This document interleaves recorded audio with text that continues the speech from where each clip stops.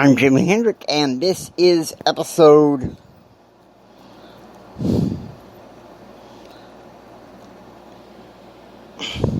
86. Mindset and Attitude of the Wealthy with Jim Rohn on Empower Your Pattern. Did you know that there are success principles to help you receive more? To help you receive a better and extraordinary life right now? Well, I'm Jimi Hendrick. I am a motivational speaker, a success, confidence, and thrive coach, and I'm here to give you these success patterns. Let's go.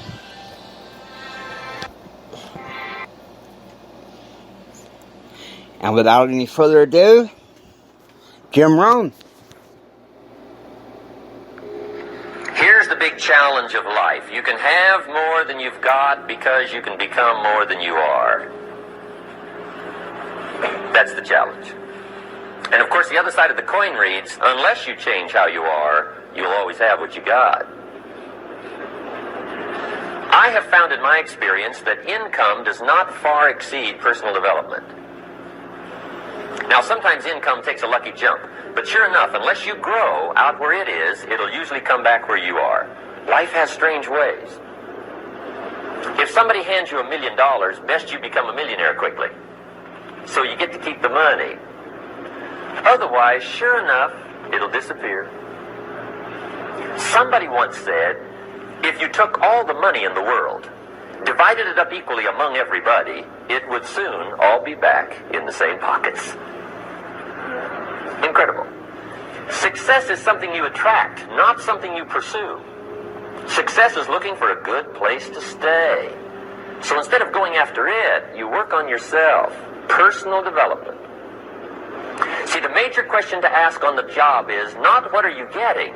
The major question to ask on the job is what are you becoming?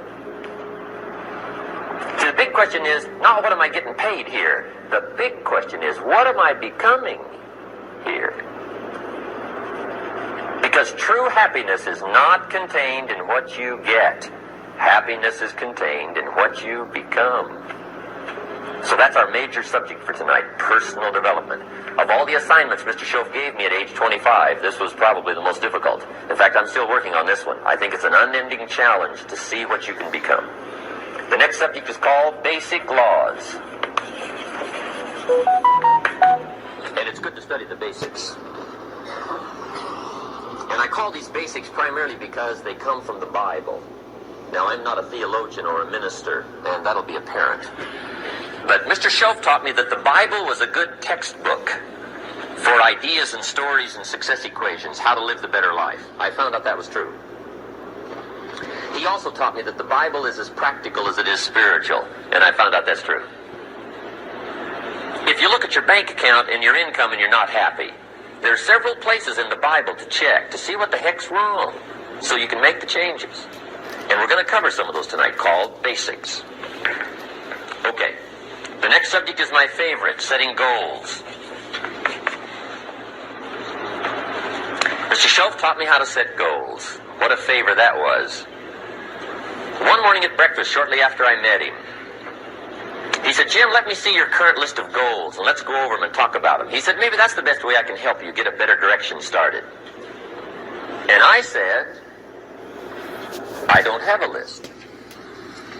He said, well, is it out in the car or home somewhere? I said, no, sir. I don't have a list anywhere. He said, well, young man, that's where we got to start. He said, I can tell you right now, if you don't have a list of your goals with you, he said, I can guess your bank balance within a few $100s. Which he did. And that got my attention. I said, you mean my bank balance would change if I had a list of goals? He said, drastically. That day, I became a willing student how to set goals. And sure enough, learning how to set goals changed my life. And I often wondered why no one had ever taught me how to set goals up until age 25. I went to high school, but if they offered it, I missed it. I went to college for a year, never heard it. I worked for Sears. Really? And to my knowledge, Sears never taught it. Right? How to set goals. So here I am, age 25, married, my family starting. Economically, socially, personally, it's incredible. So I want to share with you tonight what Mr. Shove shared with me, how to set goals. It can be a life changer. Okay. The next subject is the negative part of the seminar. Life is part negative, so we got to talk about the negative. And this subject is called diseases of attitude. Diseases of attitude. There's a lot of things that can wreck your chances to do well. We live in a rather dangerous world, so you got to be not only wise, you got to be careful. Now, attitude diseases are just as bad as physical diseases, right? High blood pressure, heart trouble. I mean, a lot of things lace your chances to do well. So you've got to be careful. And attitude diseases are deadly. I mean, they'll destroy all the good things you start. Okay? So we'll go through those attitude diseases, how to spot them, how to look for them, what they are, and the cure. And I'm a pro on these because I've had them all, so I can give you excellent advice on these.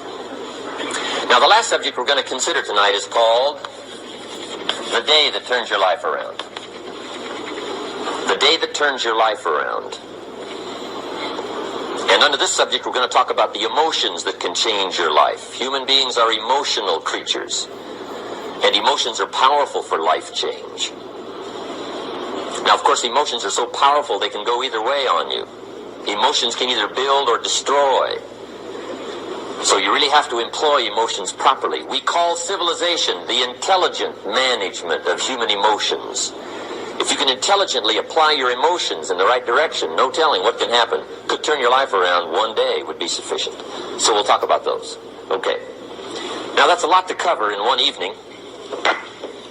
But we'll keep at it here and see if we can't get it all done.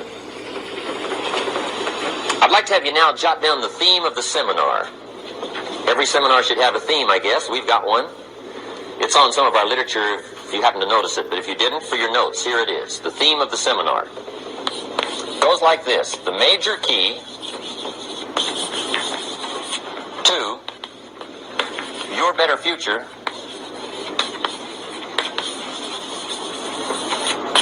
is you.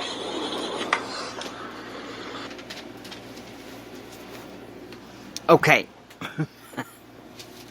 I was going to let Jim Rohn do most of the talking, but what can I say? It wouldn't be fair to just have him do all the talking. We're talking about the mindset and the attitude of the wealthy. And I'm going to talk to you about cancers of the attitude. Okay? The first one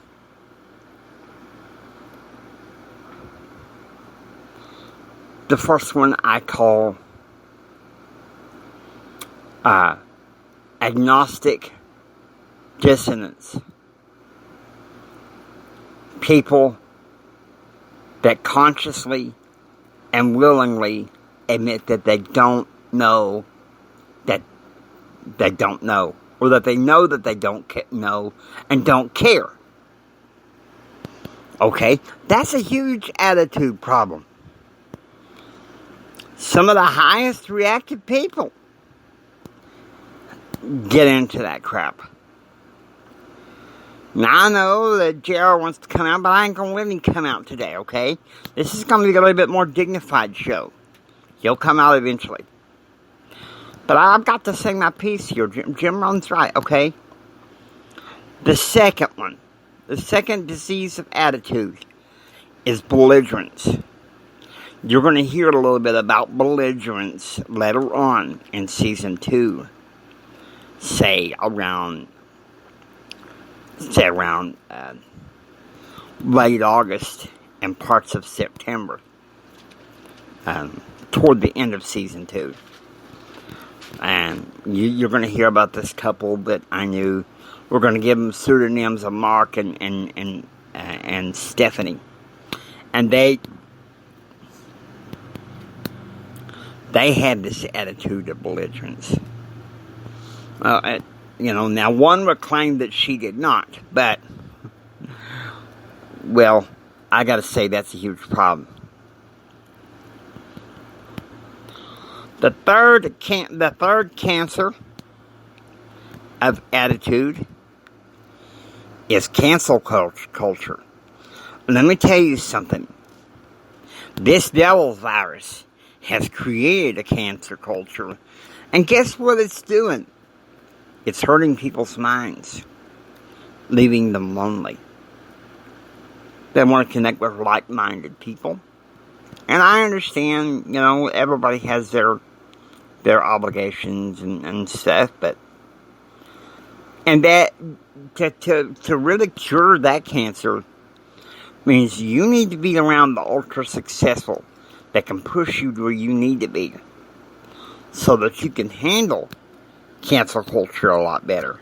Okay? Shoot, even try cancel, I guess. I don't know. You know what I mean? The fourth and final cancer to the royal mindset is drama. Drama is a big problem. You got people mouthing off and saying what they think they gotta say, and no hoop-de-doop-de-doo. They don't know what they're saying, but it hurts people. It hurts people.